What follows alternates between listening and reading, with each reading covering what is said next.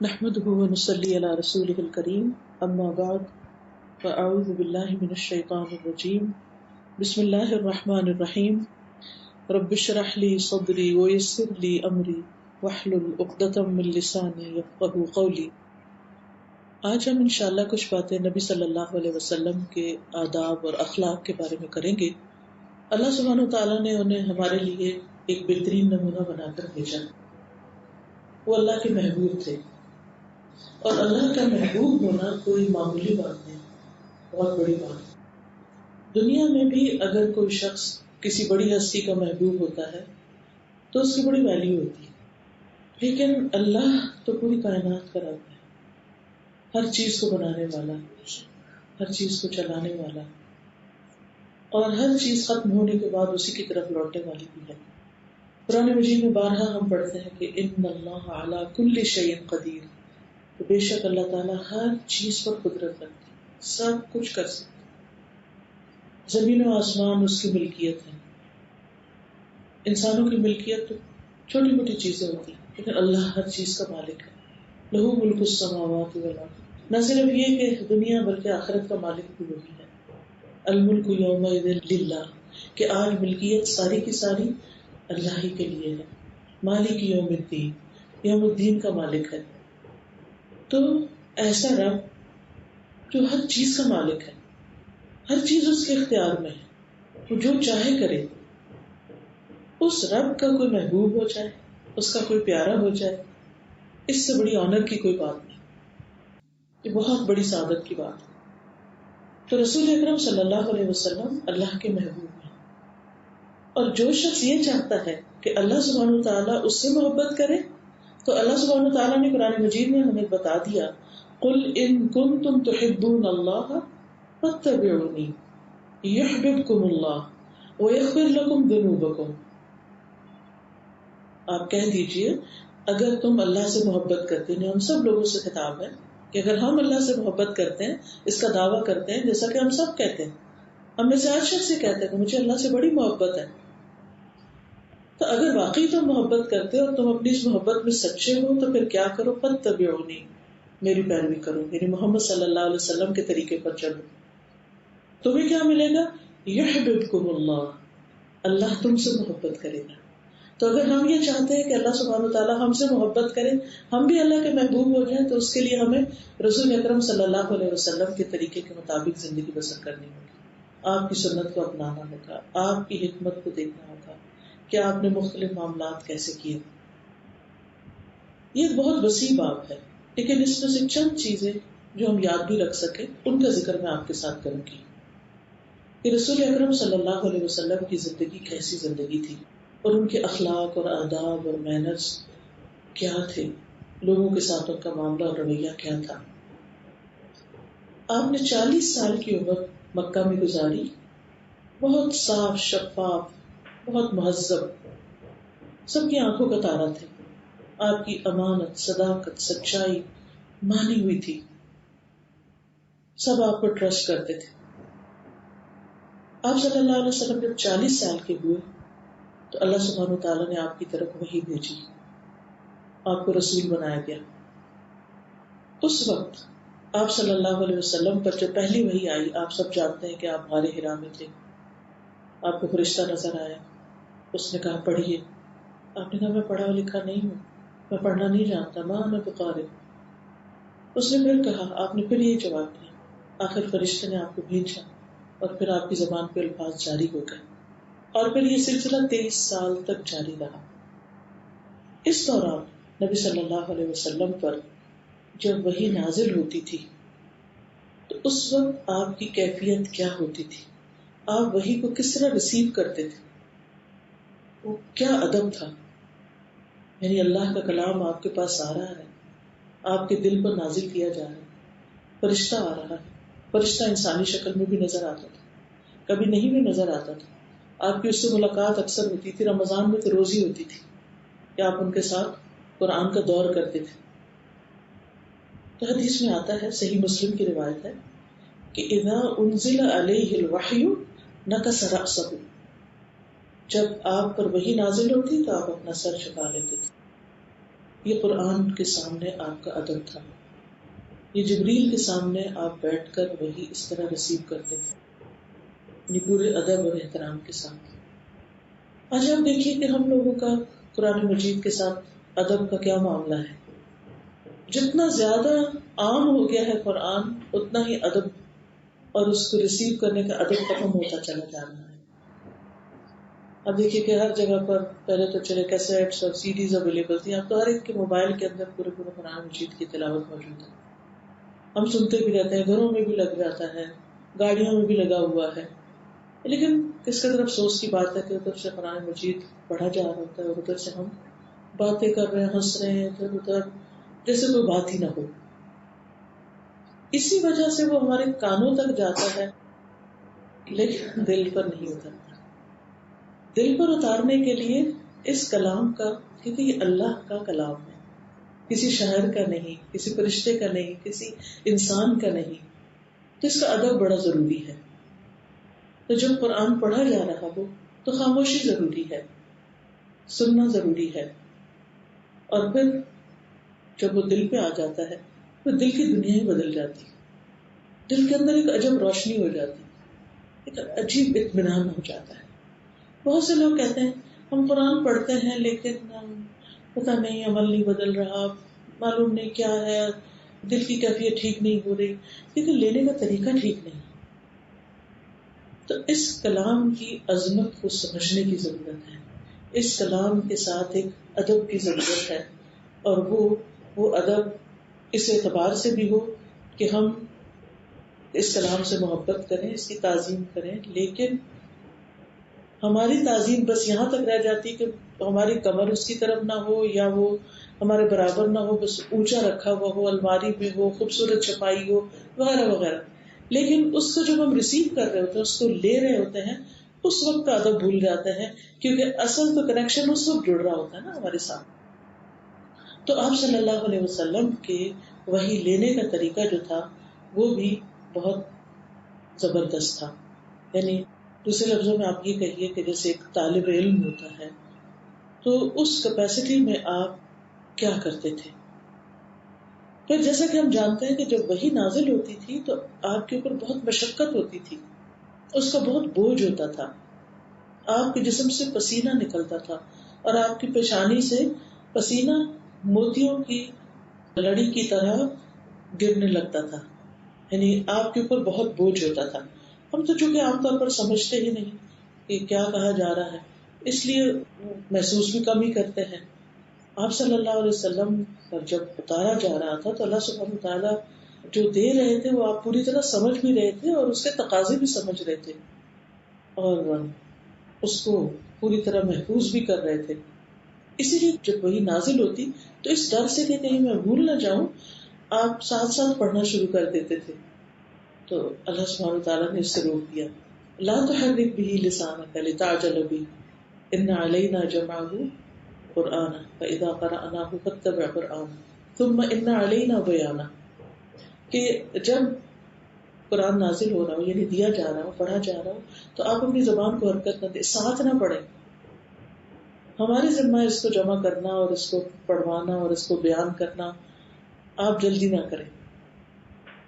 اسی طرح ہمارے لیے بھی لازم ہے کہ جس وقت ہم اس کو پڑھ رہے ہوں، سیکھ رہے ہوں، جان رہے ہوں، تو جلدی نہیں ہونی چاہیے کہ جلدی سے یہ آ جائے اور فوراً ہمیں سمجھ آ جائے.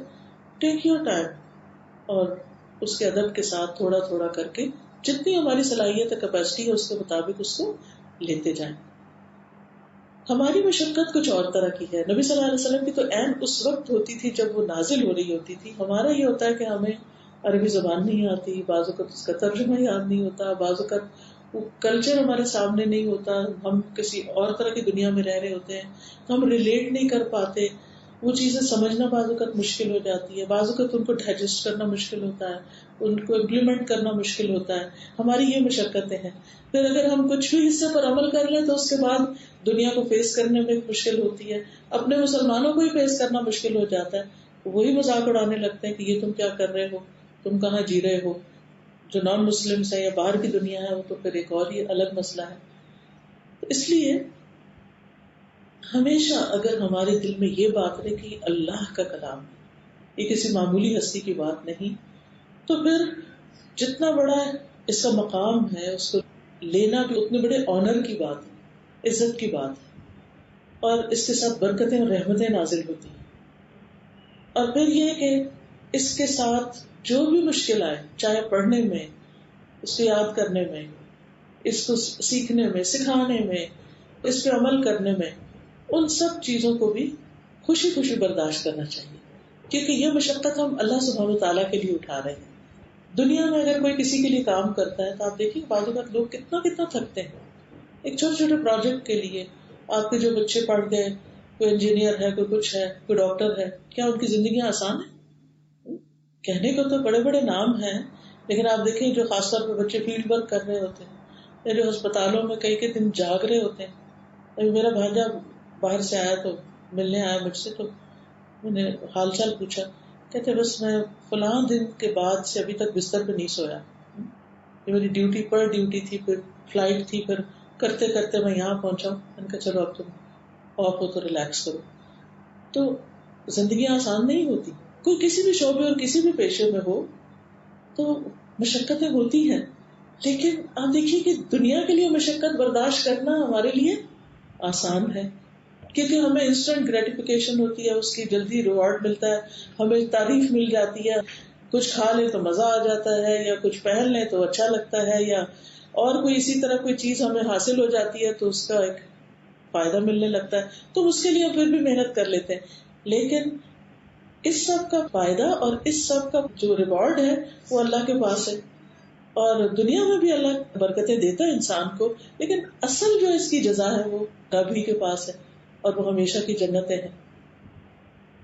آج ہی میں پڑھ رہی تھی کہ جب جنگ احد ہوئی اور 70 لوگ شہید ہوئے، تو اللہ سبحانہ وتعالیٰ نے جس طرح ان کو عزت بخشی اور جس طرح اکرام بخشا، اور جس طرح وہ ان کی روحیں پرندوں کے پیٹ میں جنت کے اندر اڑتی پھر رہی تھی، اور پھر عرش کے سائے میں جو قندیلیں لٹک رہی ہیں سونے کی، ان میں جا کے وہ بیٹھتے تھے پرندے، یعنی گویا وہ لوگ وہاں پہنچے ہوئے، کہاں وہ زمین پہ اور کہاں وہ عرش۔ آپ کو معلوم ہے کہ 7 آسمان ہے، ایک آسمان کے بعد دوسرا، دوسرے بعد تیسرا، پھر اس کے اوپر جنت الفردوس، اور پھر اس کے بعد یہ ہے کہ اس کے درمیان اور عرش کے درمیان 70,000 حجاب ہے، ان کی کیفیات اللہ ہی کو معلوم ہے، اور پھر اوپر کہیں عرش ہے جس کے اوپر اور کوئی چیز نہیں، یعنی مخلوقات میں سے کوئی اور چیز اس کے اوپر نہیں، وہاں پر لٹکتی سونے کی قندیلیں، ان میں ان لوگوں کو رکھا جا رہا ہے۔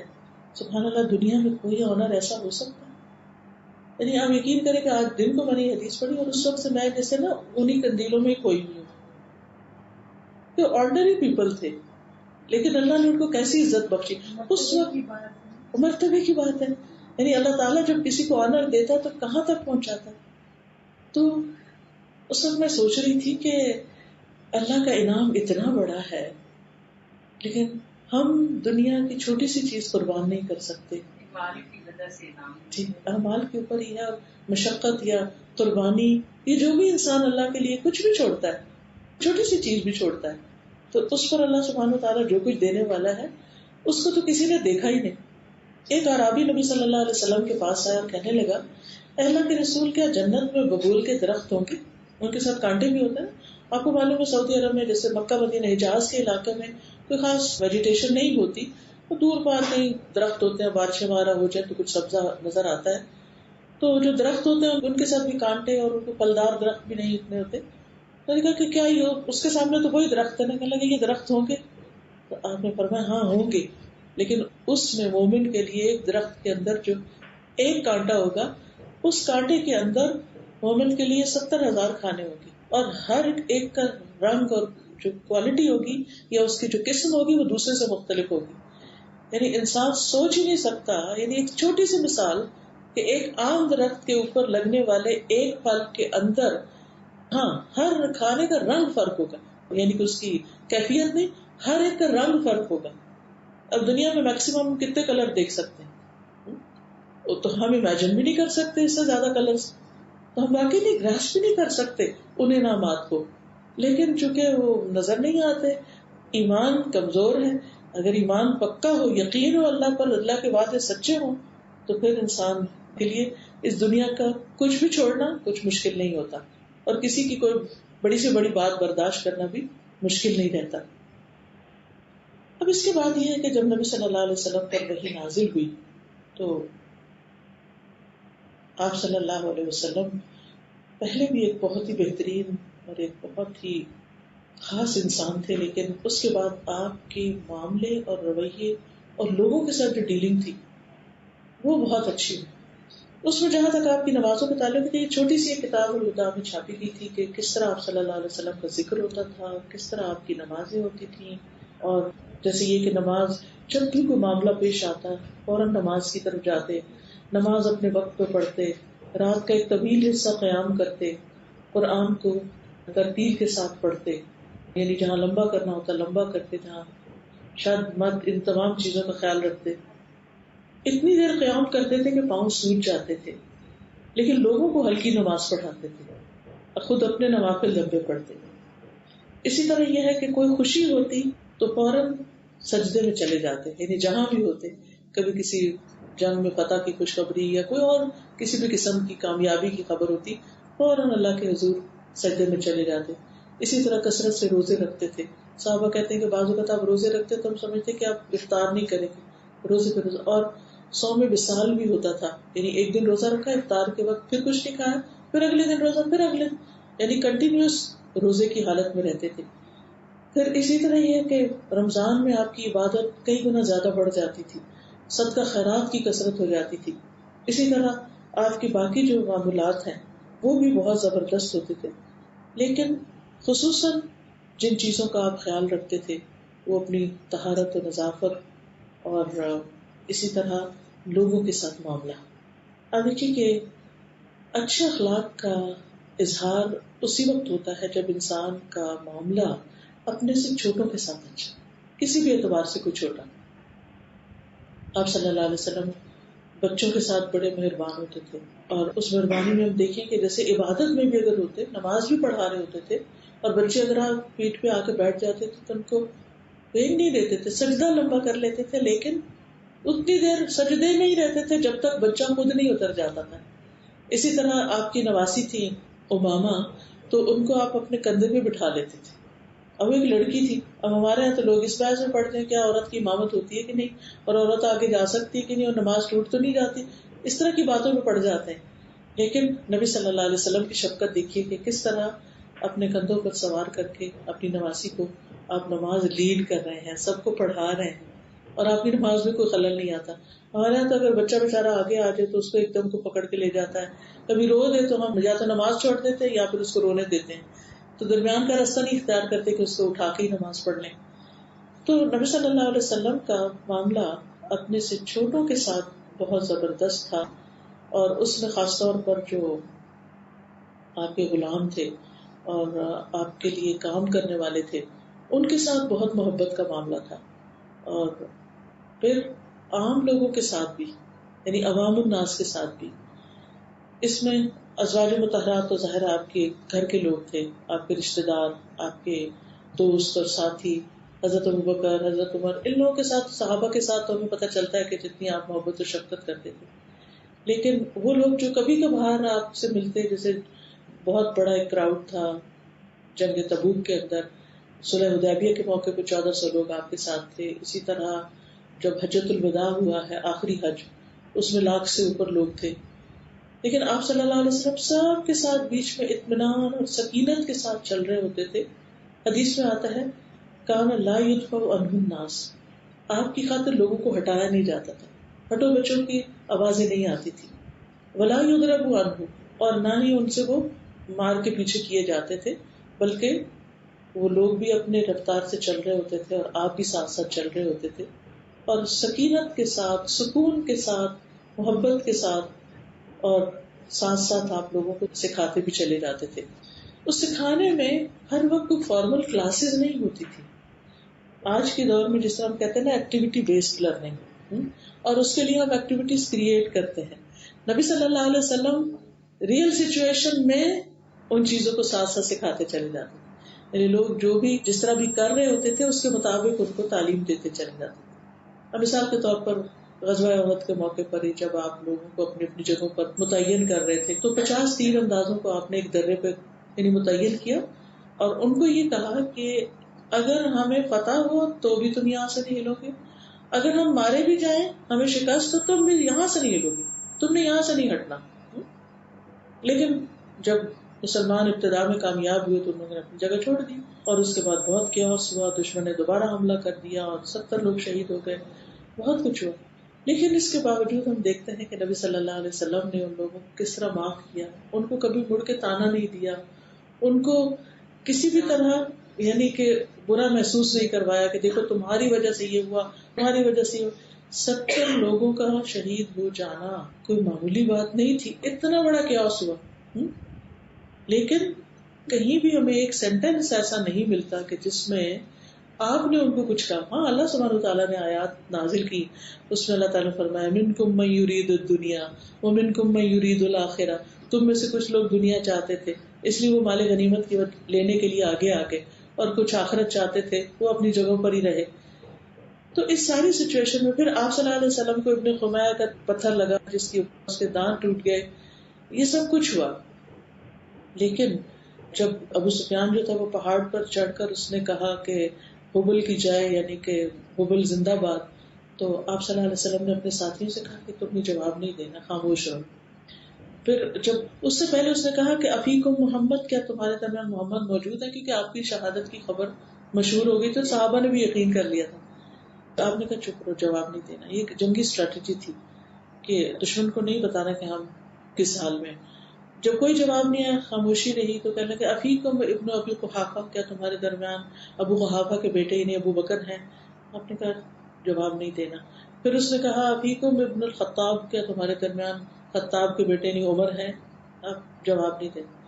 پھر اس کے بعد اس نے جب کہا کہ یعنی کہ محمد صلی اللہ علیہ وسلم نہیں ہے، تو اب عمر رضی اللہ عنہ سے رہا نہیں گیا، انہوں نے کہا کہ ابھی تک وہ زندہ ہے جو تمہیں غمگین کریں گے، ہم سب زندہ ہیں۔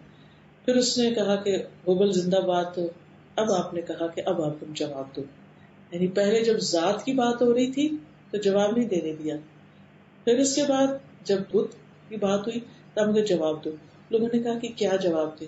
تو آپ نے فرمایا کہ تم اس کے مقابلے میں کہو کہ اللہ اعلیٰ و اجل، کہ اللہ ہی سب سے بلند ہے اور اللہ ہی سب سے بزرگ ہے۔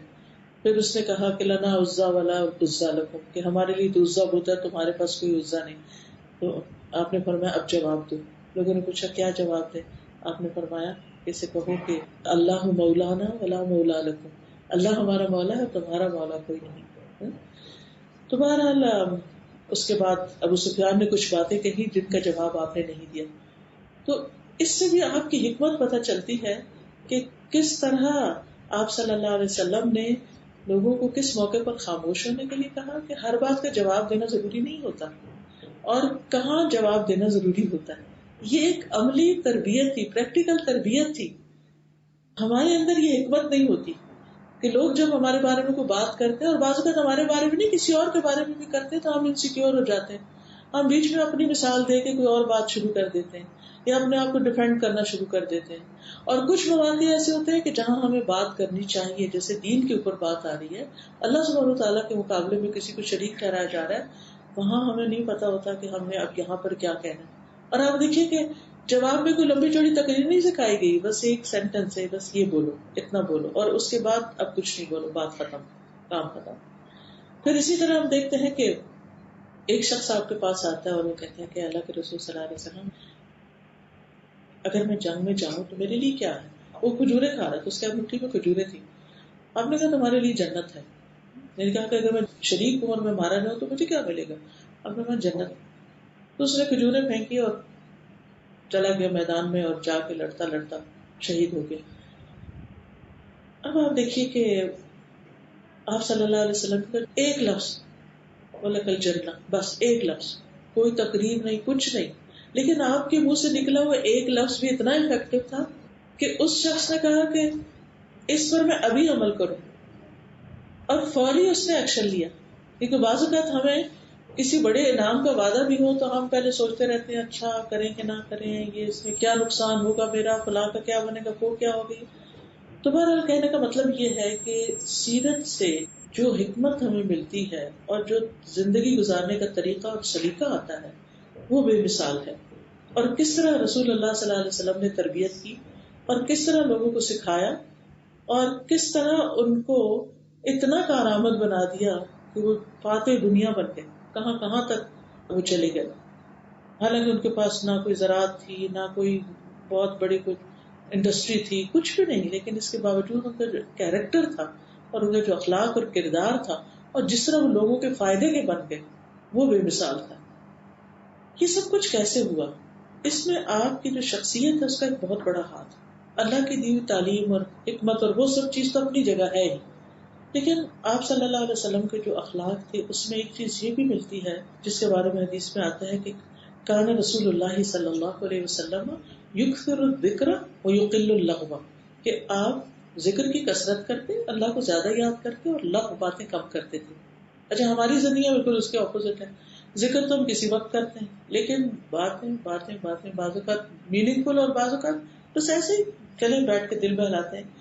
تو اس سے پتہ چلتا ہے کہ جب ایک انسان اپنی زندگی میں کچھ کرنا چاہتا ہے تو پھر اس کے اندر یہ ایبلٹی ہونی چاہیے کہ وہ اپنے آپ کو ایسی چیزوں سے روک سکے کہ جو اس کے لیے نقصان دہ ہے یا جو اس کے مقصد میں رکاوٹ ڈالنے والی یا جو اس کی ترقی میں حائل ہے یا جو اس کی پرسنل گروتھ جو ہے اس کے اندر رکاوٹ ڈالنے والی.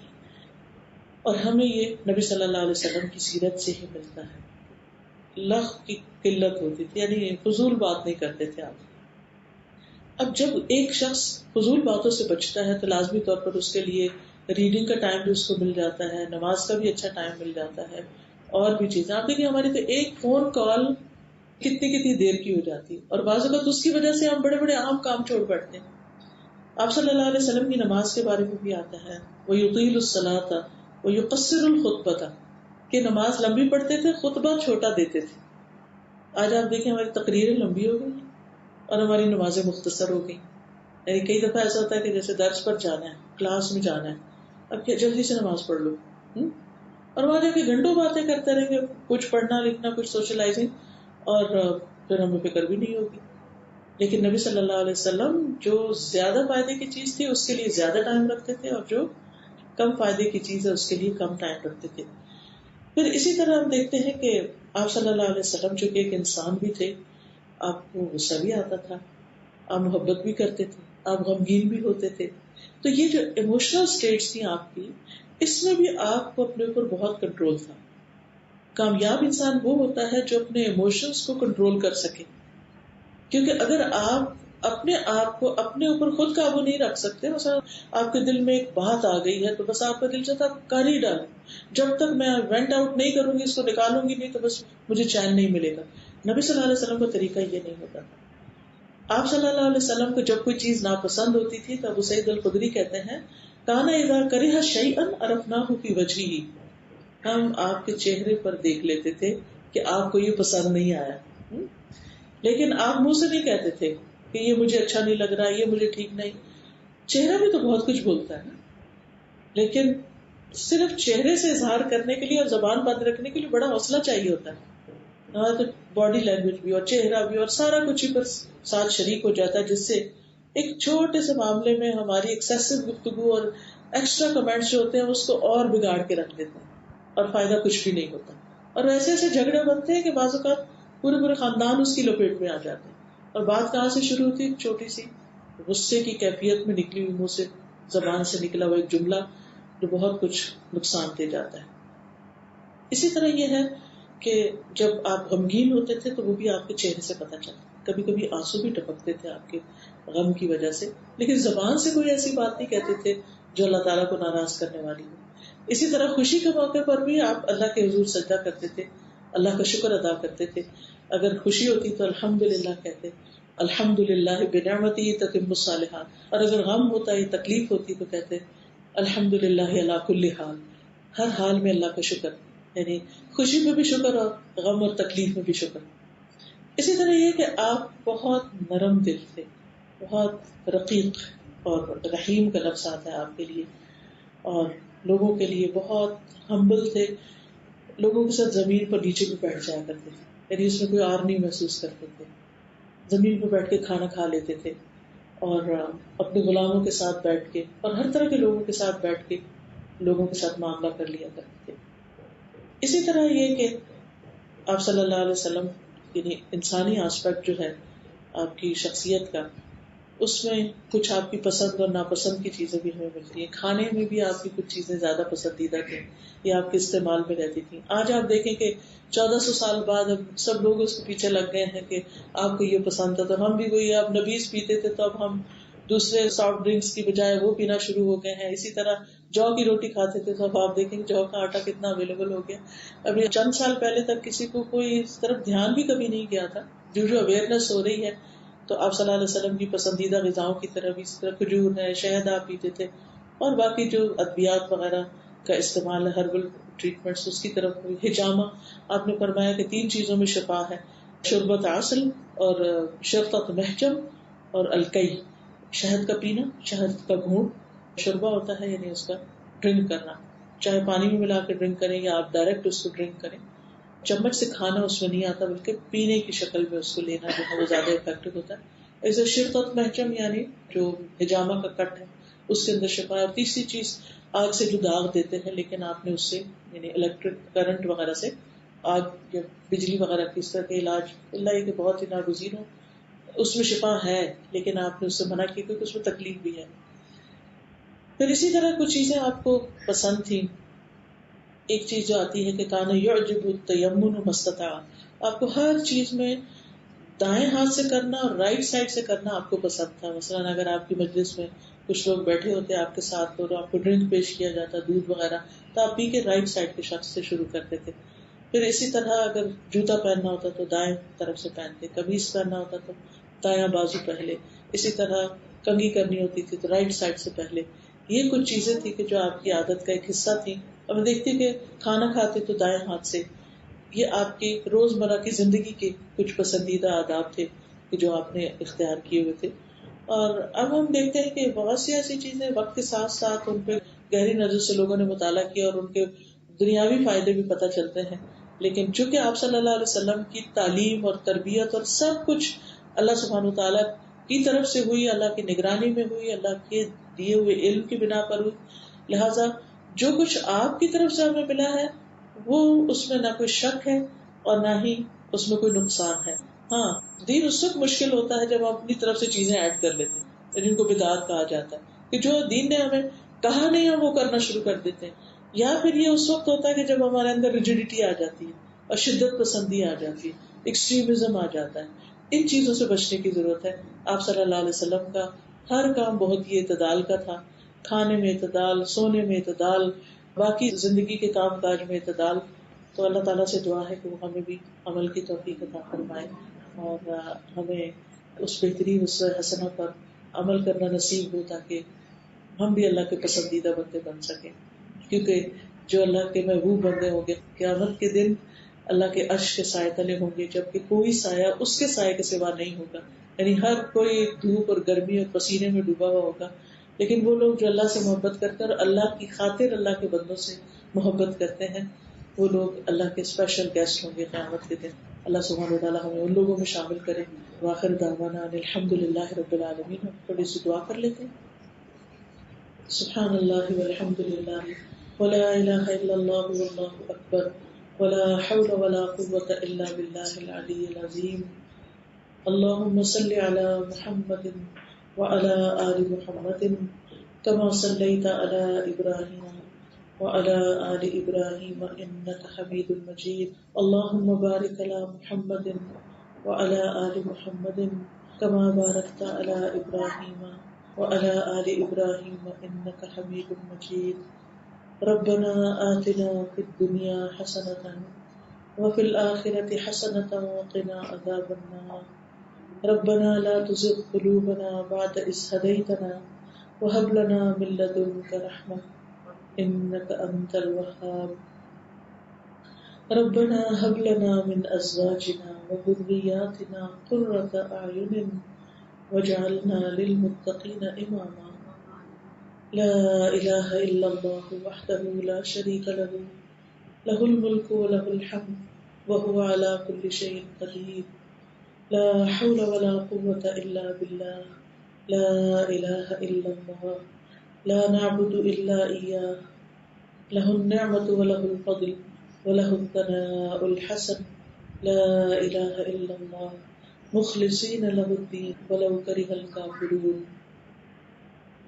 ربنا لا تؤاخذنا إن نسينا أو أخطأنا ربنا ولا تحمل علينا إصرا كما حملته على الذين من قبلنا ربنا ولا تحملنا ما لا طاقة لنا به واعف عنا واغفر لنا وارحمنا أنت مولانا وانصرنا على القوم الكافرين يا حي يا قيوم برحمتك استغيث لا إله إلا أنت سبحانك سبحانك سبحانك إني كنت من الظالمين یا رب العالمین یا ارحم الراحمین، تو ہم سب کو اپنی محبت عطا کر دے اور ہمیں اپنا محبوب بندہ بنا لے.